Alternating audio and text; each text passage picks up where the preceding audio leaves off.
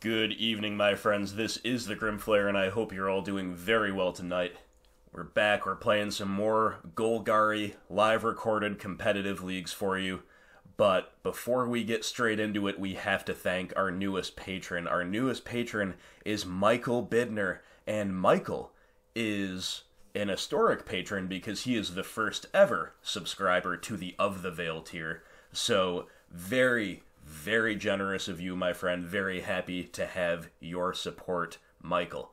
So remember, guys, if you would like to avail yourselves of the tier rewards in my Patreon tiers, or you'd just like to support the content that you've come to enjoy, you know what to do. The link is in the description below. So thanks again to Michael. Welcome aboard. Thanks as always to all of our patrons here on this channel. Couldn't do it without them. And we've got an opponent, so let's do it. We're 1-0 in this league, playing the same list that we 5-0'd with last time. So let's hope for another strong league this time. We are off to a strong start. We beat Dredge. We beat Dredge without seeing much graveyard hate, excuse me, which is an unusual scenario to say the least. But we did it. Thanks, same to you. This hand's a keep. Pretty good blind game one hand. Yeah, not much more to be said about it. I'll tell you guys, I have had quite the work week, quite the few work weeks to be exact. Very long days, very exhausting days, but we're here, and even though I had an 11-hour day, and I've got another 11-hour day tomorrow, I've carved out a little bit of time to make a video. So just remember, guys, just remember how much I'm into it. I'm dedicated to this channel, and hopefully my work will slow down soon. I think it will, but for now it's been pretty exhausting. So hopefully, what I'm trying to say is hopefully it doesn't affect my gameplay here. We'll have to see. We are against Izzet Phoenix, so this is a deck that is really riding high in the meta right now. We'll obviously Thoughtseize here. This is a matchup that I think we are favored in, but definitely a very powerful deck that we have to take seriously. So there's Thing in the Ice, there's Lightning Bolt, there is also Pyromancer Ascension. Now the Pyromancer Ascension is a very interesting one. So couple choices here. We could take away the Ascension because it's just harder to deal with, but we do have a trophy in hand, right? I think we kind of want to take the Lightning Bolt, actually, because that's just taking away their non-creature spells. We have Push for the Thing, we have Trophy for the Ascension, and they're both kind of far away from being turned on. So all that coupled with the fact that we had to take a little bit of pain from Thoughtseizing, and we might take more pain from this Confidant, I think we are just supposed to take the Bolt there. Interesting decision, though. And interesting to see the Pyromancer Ascension in hand. They play out the Thing. So here... Ooh, interesting. I can't imagine a world in which they flip the Thing next turn, although it is very possible still. I shouldn't... I've been guilty in the past of not respecting that enough. And it's pretty much... It's a good opportunity to get our treetop village down, so maybe we should just respect that and Fatal Push the Thing.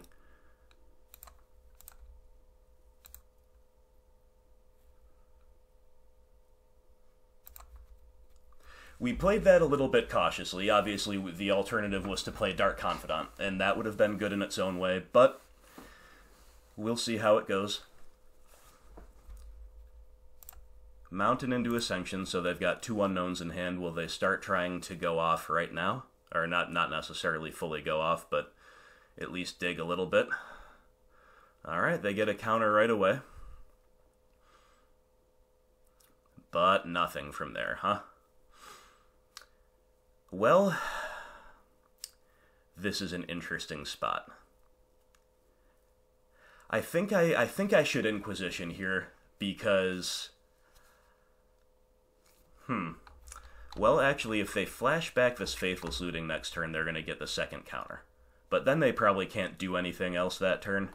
I think I should Inquisition here because the only card I don't take basically is a land or a Crackling Drake.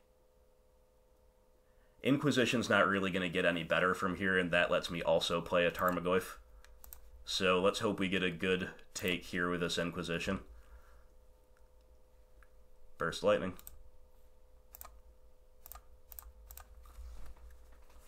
Alright. They're in top deck mode, but they do have the lootings. We get to trophy away that Ascension, if we so desire. And hopefully it's just going to be a game where Tarmogoyf takes us all the way. Alright, so they flash back a looting, but like I said, they probably won't be able to do much off of it. They've got the Ascension online. So, unfortunately, we cannot trophy and Goyf, but we can trophy in Bob. So that's pretty good. Let's attack. Actually, let's grow our Goyf first.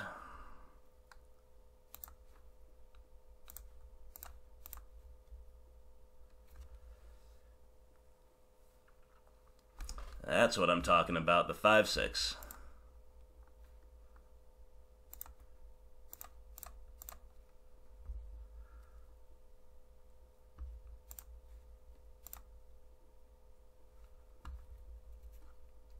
Alright. We're pretty soft right now to a top-decked bomb like Crackling Drake, but that's basically what we're hoping to fade. At this point, we can erase a Phoenix, or maybe even 2 Phoenixes. Especially with another Tarmogoyf waiting in the wings, potentially Treetop Village joining in the fun, of course. Those plays are gated by 1 green mana, but that might still become a factor. Dark Confidant pulling us ahead on cards. We're in a decent position.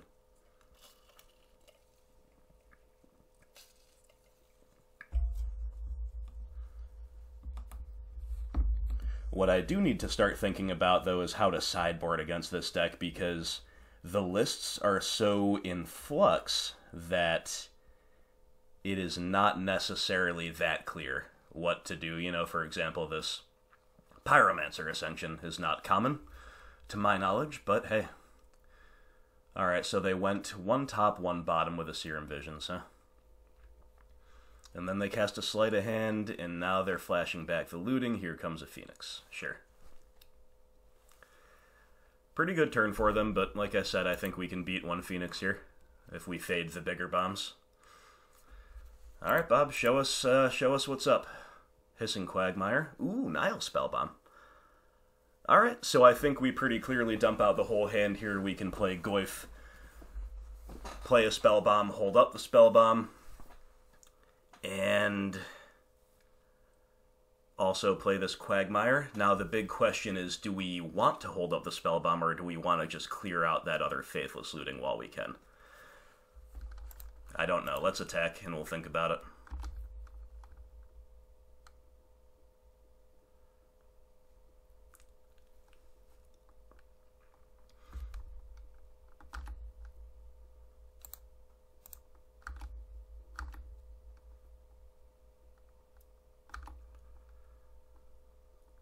Alright, so our graveyard only has instant and sorcery, so our Goyfs will become a 2/3 and then a 3/4 when Spellbomb hits our yard if we hit their yard with it. So that's a concern, that's a factor. But obviously we're going to play it, and the Spellbomb is probably honestly going to put this game on lockdown no matter what we do with it. I think we just hold it up, to be honest.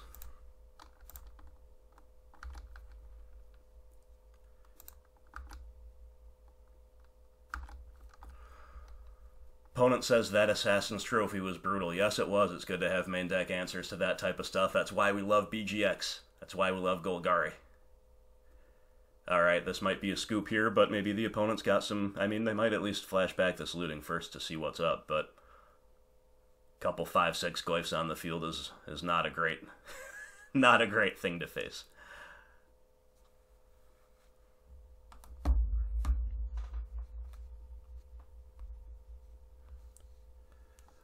Terramander. Whoa. Okay. Adapt 4, this ability costs 1 less to activate for each instant and sorcery in the graveyard. So they have 1, 2, 3, 4, 5, 6. So they can adapt for 2, and it becomes a 5/5. I guess that's my cue to Spellbomb, huh? Since this is not a non-creature spell, they probably don't have a looting or a big Phoenix follow-up. That's spicy, though. The Terramander.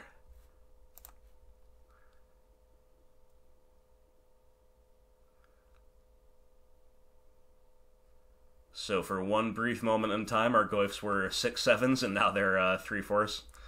But still should be enough to close out this game. Lily, the Last Hope, is a reasonable draw. Yeah, it was. GG, well played. Yeah, I've got the chat back. I didn't have it up for a while, but now that I've been, in a lot of matches that need the game log, we might as well have the chat open in case we've got a friendly opponent. But you guys know that the clock can be an issue for me at times, so I can't spend too much time chatting in certain matchups, but seems like we're going to be fine here. So, like I said, definitely interesting decisions here for the Izzet Phoenix deck. So maybe we look at what comes out first, and I think our life total is under enough pressure that we just kind of are considering cutting some number of Thoughtseizes and Bobs, even though both were fine there. If they have a faster start, and those Phoenixes, they're a big problem.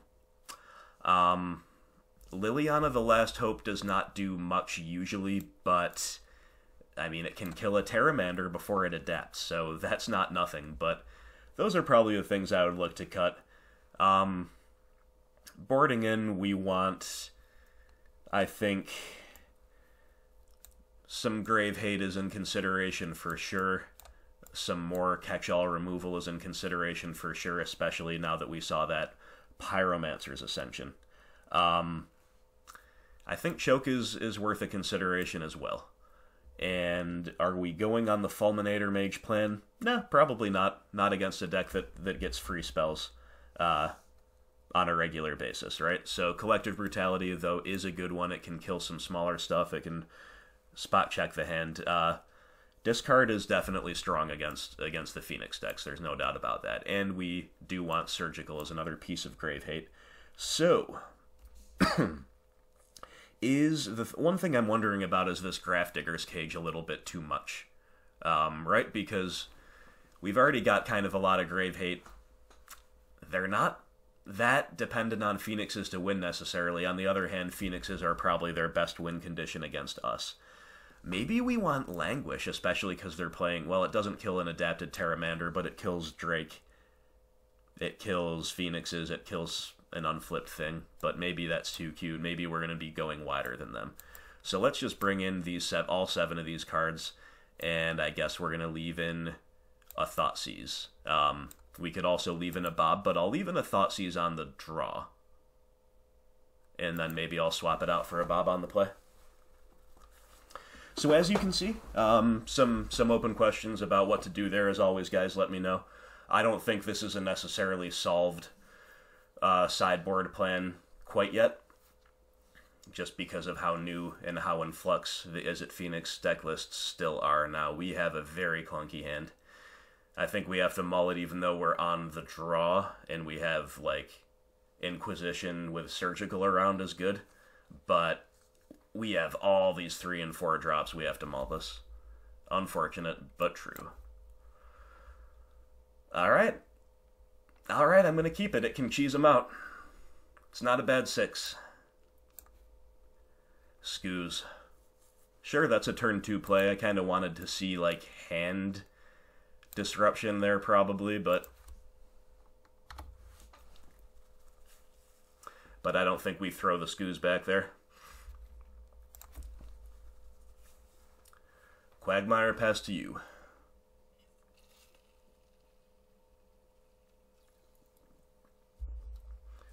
The Ascension.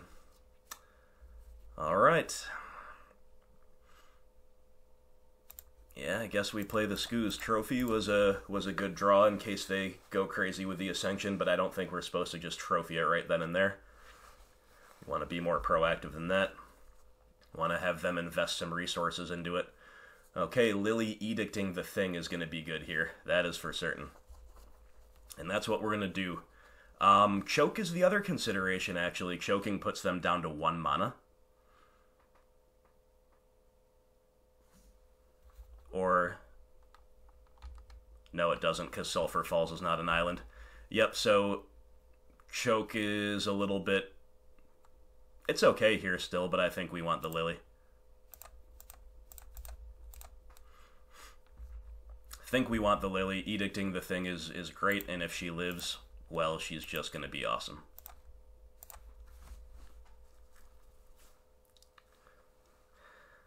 Okay, Tireless Tracker into Fetch Land is a potentially reasonable play. It's just, I don't know if we're going to really have time for it, but is this a Drake? This is a Drake, yes. Well, that's not good for us. That means we basically have to trophy that instead of, or in addition to the Pyromancer Ascension. Alright, well, I'm going to pitch the choke here. I don't think it's going to be good at all this game. Maybe it shouldn't be in. Maybe we'll take it out post-side, especially now that they will have seen it. Yeah, so let's pitch the choke.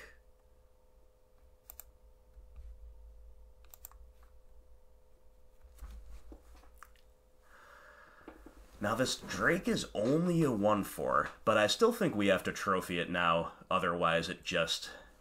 they cast one spell and it kills our Lily, right? So the big question is, do we play our land? How good is Tracker into land, and how good is holding up trophy? They don't have any counters on Ascension, so I'm gonna make the judgment call. No, actually, I should play this land. I should play this land because we have Liliana, and we want to empty our hand. Otherwise, I would probably hold that land if we were not on the Liliana plan.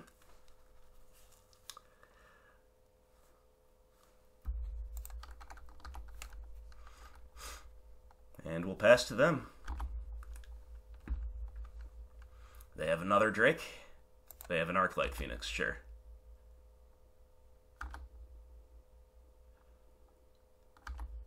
Alright, if they attack the Lily, I think I'm supposed to trophy this thing. I mean...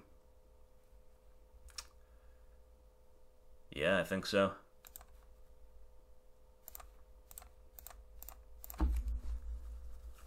We're ramping them like crazy, but it's really good to have these answers, right?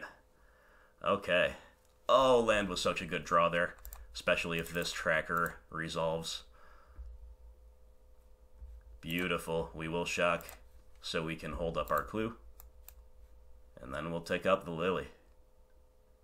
Looking good. Looking pretty good.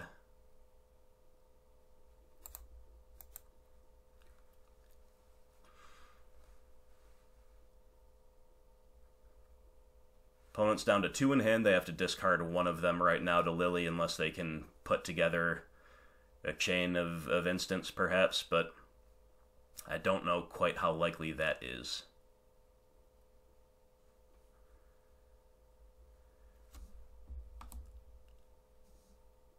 Lightning Axe. Sure. Discarding another Arclight Phoenix. Okay.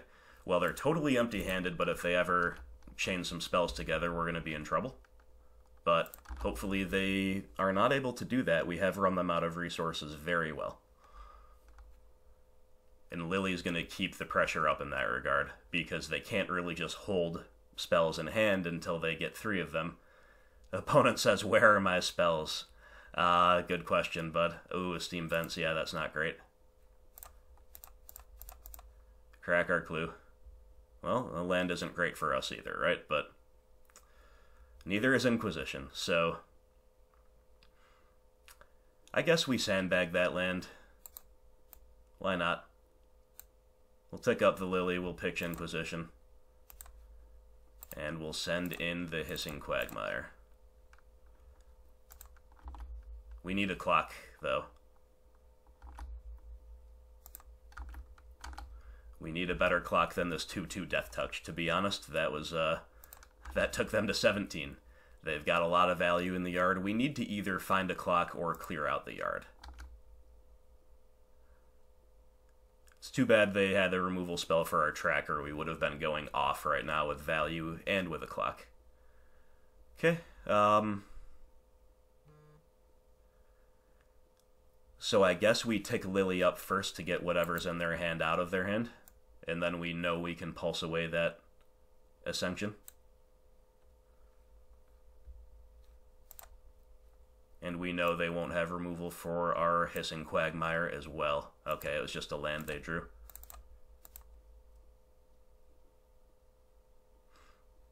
I think that's worth not attacking for 2. That's a card that could take over the game if we let it. Is this a Monomorphose? Yep.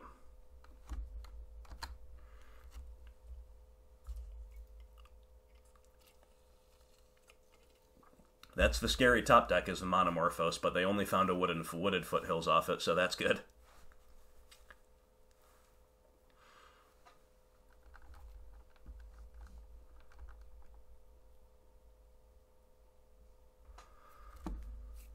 Alright.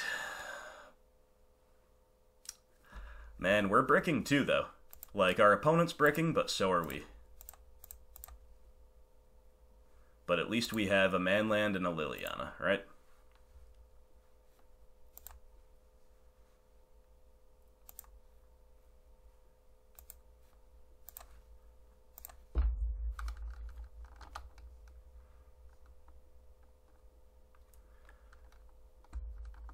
So we certainly will not ult the Lily next turn. They have way too many lands for that to be viable. We are going to tick her up one more time, or, you know, we'll happy to edict with her if they drop a Thing or a Drake or even a Phoenix, probably. But, yeah, no ult yet. Okay, Fatal Push is another pretty dead one right now, but let's tick the Lily up. Okay, they get to bolt her. That's decent for him.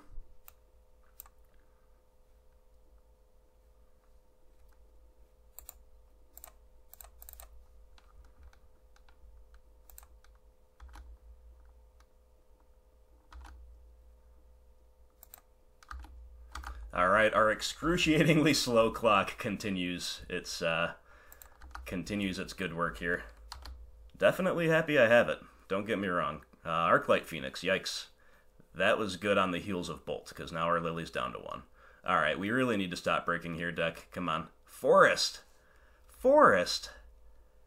Oh, my goodness. Well, this has gone out of our control pretty rapidly, but I guess we just play it.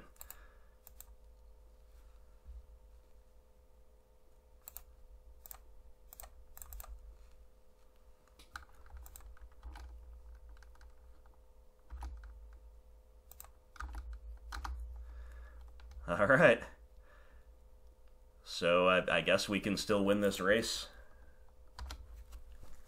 In theory, obviously, they have more burn, more haste threats, and so on, but if it's just the Phoenix versus the Quagmire, ooh, Faithful Saluting, scary.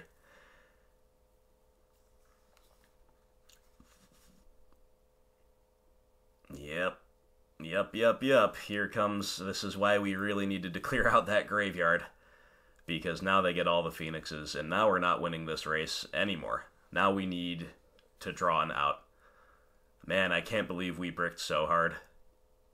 There goes Lily, we take 6. Collective Brutality, well, that's not very good. But I think we pretty clearly have to kill a Phoenix here.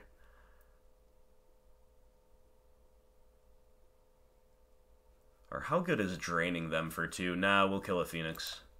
That makes other removal that we could draw reasonable, I guess. Man, I can't believe this one's slipping away from us, guys. Pretty unlucky. If this Quagmire was a treetop village, we'd be winning this game. Then again, might be wrong, but I think we had the Quagmire as a turn 1 land, so we couldn't have had our early plays if this was a treetop, but still. Even if any of these lands had been another man land that we've been flooding on, that would have been cool too. Alright, something good. Inquisition is not it. I'm going to Inquisition for knowledge. Maybe they'll let it resolve, but we're just dead. There's another Ascension. Okay.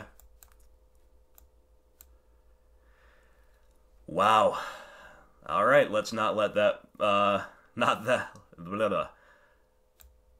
let that one get us down. But man, oh man, was that unlucky. So, that was, I mean, we had them totally locked out, and they were bricking, but we bricked harder. We bricked a bit harder.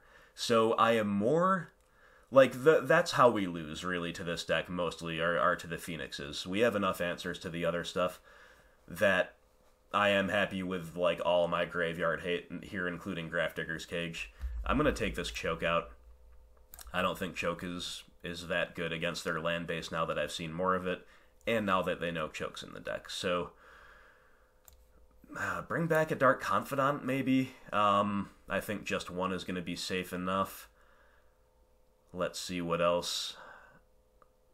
We've got one Thought Season. I think all this is fine. I still don't really want a Lily the Last Hope. I still don't really want Languish or Nissa Vital Force, I don't think. Like, if we're at the point where we have to Languish their board, we are probably behind. I think Languish is more likely to be bad for us than bad for them. Or at least close enough to that it's not worth taking out a card for. Yeah, I like the look of this 60. That was pretty bad. I don't know how many lands in a row we drew, but it was a lot of lands, and they were not good lands. No utility to be found. It was a lot of basics. Thinking back, I don't really think we could have done much different. Like, we can't really just sandbag that Maelstrom Pulse forever when we're on the Lily plan, so I think hitting the Pyromancer's Ascension with that in the window where we did was correct. And yeah, we just flooded, that's all.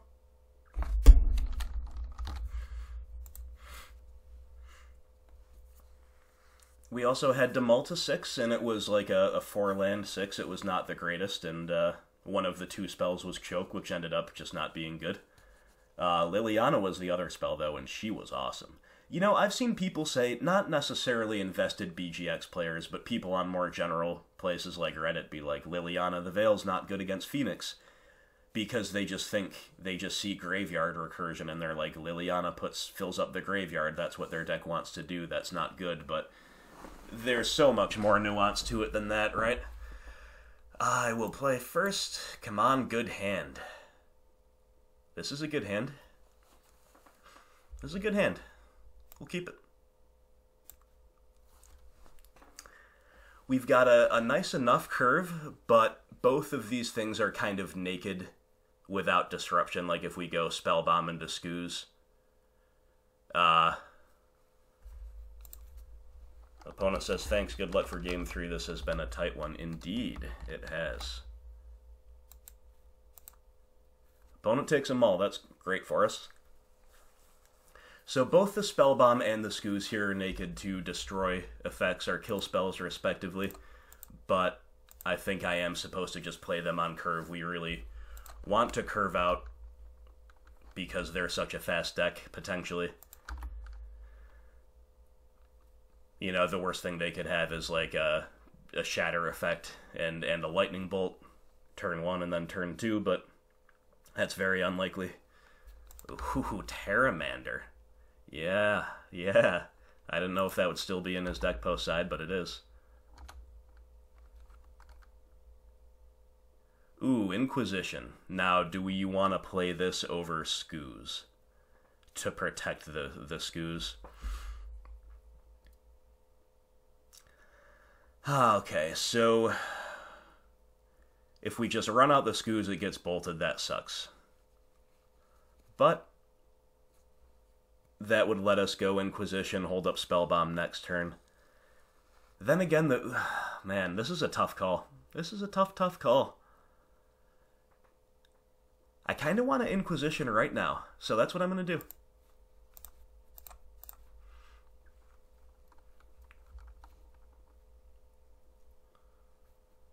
Could be wrong. Maybe we're supposed to get proactive, but like the Ooze isn't that proactive, especially with no way to kill that Pteramander yet. It's just a Grizzly Bear, right? It's only a Grizzly Bear. So they have a Gut Shot and a Lightning Axe and a Thought Scour. Well, I'm going to take the Lightning Axe. That's the kill spell on our Ooze. Or our Tracker, for that matter. And that is also their way to get their Phoenix into the yard. Now, they've got a Thought Scour to build their graveyard in general. But that is different from that's different from the old targeted, or the chosen discard is what I'm trying to say. I've got no answer to your flying men. You got me. So they're going to fetch, and then maybe we'll see a Thought Scour or whatever else they drew. Thing in the Ice. Yikes. That's actually quite scary with no kill spells in hand for us.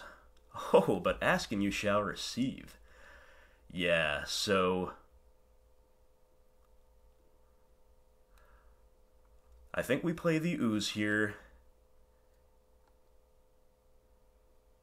And then do we just, like, straight up push the Thing in the Ice? So next turn they can go Thought Scour. Like,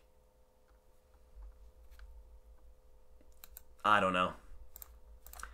Maybe I'm being a little too cautious here, but I think we are supposed to just take care of this thing now. Make sure it's gone. That is a big threat to our very existence. Ooh, you know, maybe I should have played the Field of Ruin there, so if I have another Fatal Push, for example, next turn I can go Tracker into Swamp instead. There's a looting.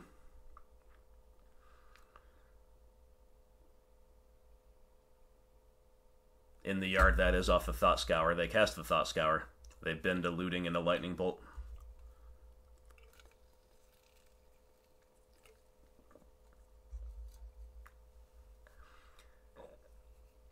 Another Thought Scour. Okay, they're going to fill up their yard nicely for us, it seems. And it's going to be an open question as to whether we want to go on the Ooze plan or just crack the Spellbomb. But either way, we might be sandbagging this Tracker to do some work. Depends on what we draw.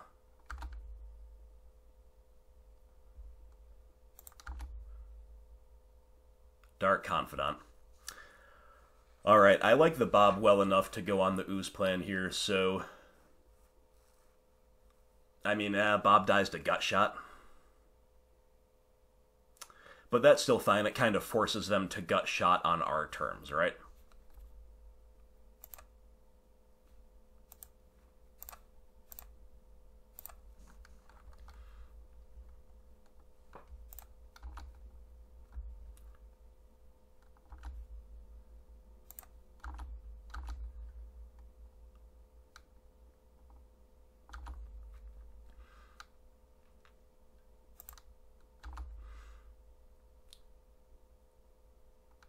Alright, so this thing has Adapt 4.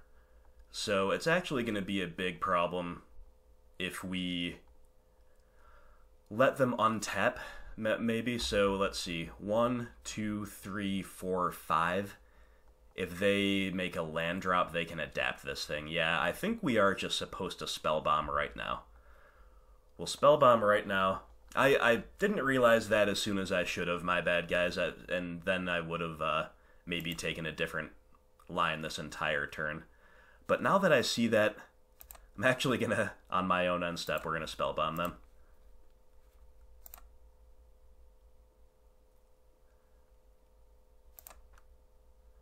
Yeah, okay, well, that hissing quagmire doesn't change what we would have done, at least, but... Yeah, so... A bit awkward there. The Pteramander gave them an interesting dimension that kind of forced us into an early spell bomb. Ooh, brutal. That is so bad. That is so bad that they have a lightning bolt here. Yeah, nothing we can do. Let's just hope they don't have 2 more spells, but we know they have the gut shot, and they probably have another spell, but maybe they have no way to get the Phoenix in the yard. Oh no! Punished to the max. Yeah, I still, with no kill spell, I don't think we can let the Pteramander turn into a 5/5, though, can we? Yep. This is all very bad, but at least it's only 1 Phoenix. And at least we have Tracker into land next turn, but yikes. What else do they have? A Serum Visions? Okay.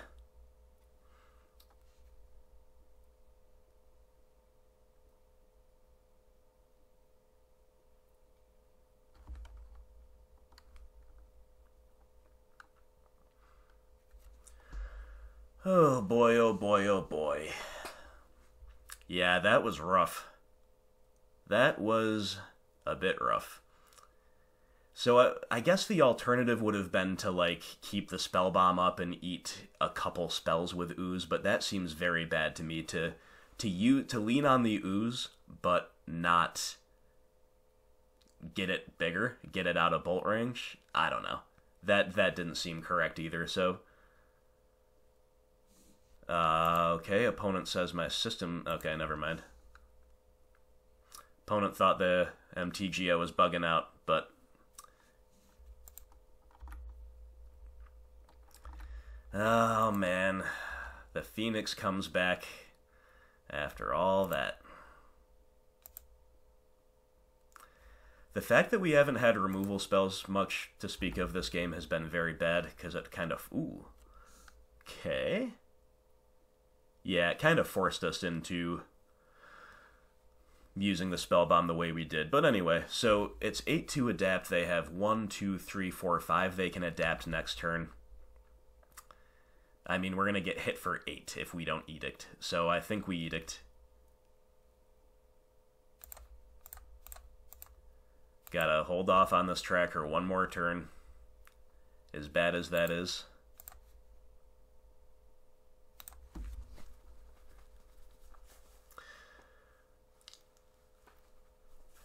So if they bin the Phoenix, they...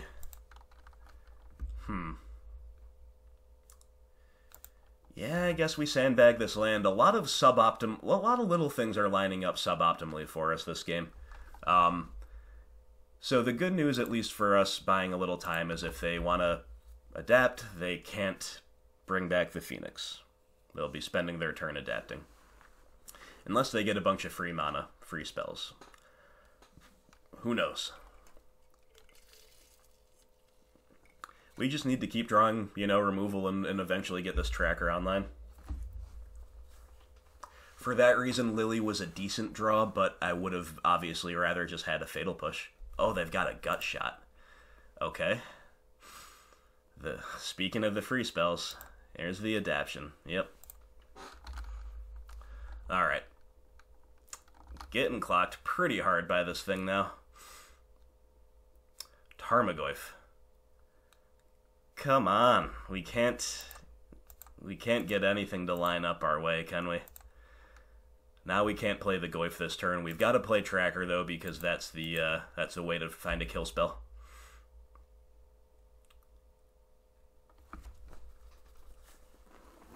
Burst Lightning.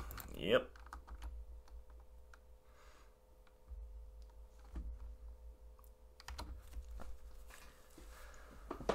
They found another Pteramander. Oh god, come on, Maelstrom Pulse. Come on, Maelstrom Pulse. Come on, deck, you can do it. Tarmogoyf, no, where were you earlier in this game? Oh my god, find us the Pulse. Ugh. Dude. Dude, we're dead. We're dead. Man, this game just slipped away when it felt like it should have been. Opponent says crosses fingers for no Maelstrom Pulse. Yeah, just slipped away when it really should have been ours, it seems, but Game 2 we got unlucky. We flooded badly. Game 3 we just... like, every little thing, all the little synergies lined up against us, right? Now, maybe I misplayed with a spell bomb. You guys let me know. I mean, hindsight's 20/20, but... oops. But I don't think we were supposed to let that Pteramander adapt early. And obviously the adapted Pteramanders are what ended up killing us anyway, so letting that adapt even earlier, yeah, it doesn't seem correct. So we take the L. We take the L against Izzet Phoenix, and that does not feel good, my friends. It does not feel good at all, especially because we were kind of in the driver's seat at various points all 3 games. But this Pteramander tech is very spicy, and that's what got us. Now, our deck really should be beating Pteramander, because we have a good amount of ways to keep them from adapting easily or at all. We've got a million pieces of spot removal that are in, especially post-side. We just didn't see them. We just didn't see enough of them. We saw Fatal Push and a Liliana. That's it. That's all we saw this game through 7 turns, and it was not good. It was not good at all.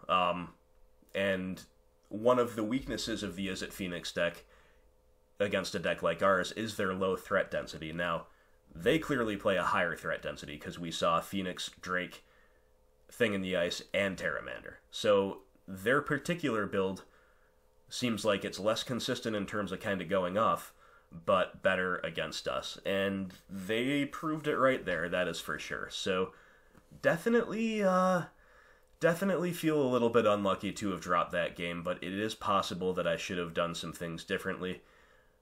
I don't know. At the time, everything felt correct. At the time, everything felt suboptimal, but correct. Like, it sucks that we have to crack the spell bomb now, but I think we do. It sucks that we have to run out the Dark Confidant and do a known gut shot, but I think we kind of do.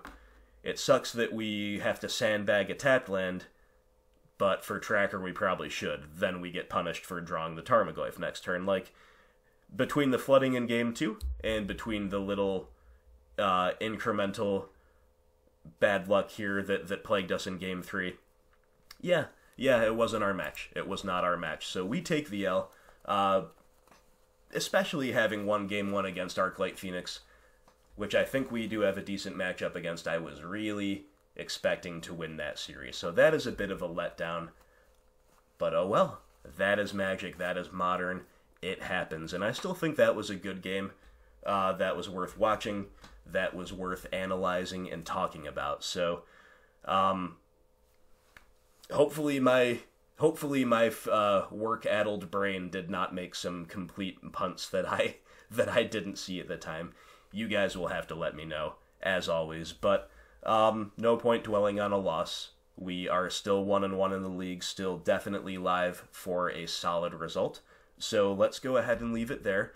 Once again, I want to thank all of my patrons, but particularly we are thanking our brand new patron, Michael Bidner. Thank you so much for joining the Of the Veil tier, my friend. Very glad to have you, very generous. Sorry my first game after you joined us wasn't a win, but you know what? We'll get them next time. So thanks to all my patrons, thanks to everybody who watches, who likes, shares, subscribes. I know that is helping this channel grow. And grow it is. We're up over 300 subscribers, well over it. We had our first ever video, the Nikachu response video, crack 1,000 views. We're doing really well, so thanks again to everybody, and stay tuned to the channel.